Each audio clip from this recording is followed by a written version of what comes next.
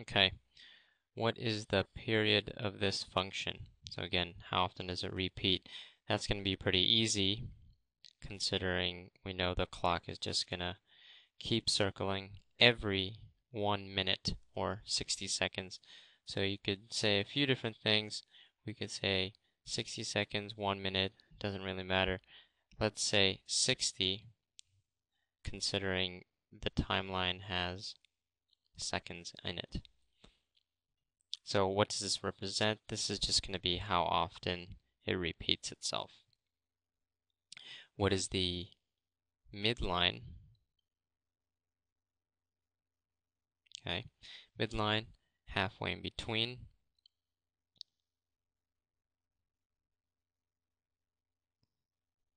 That one's pretty easy, just 10.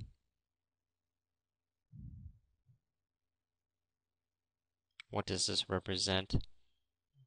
The question for this one, for midline, is pretty generic. Midline is always halfway between the bottom and the top of the function.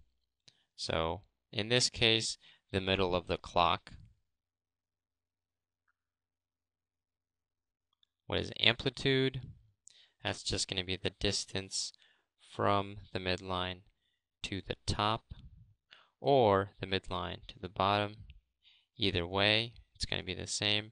In this case, it's going to be 9.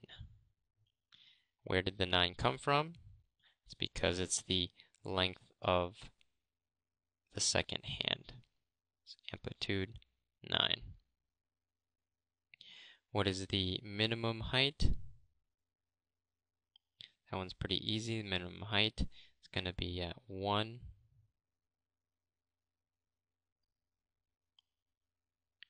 Right here.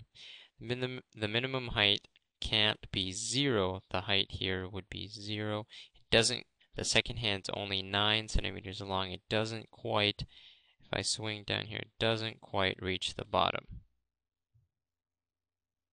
Maximum height, very similar. It doesn't quite reach 20. Max height would be 20 of the clock, but of the second hand, since it's shorter, can't quite reach the top, the maximum height would be 19.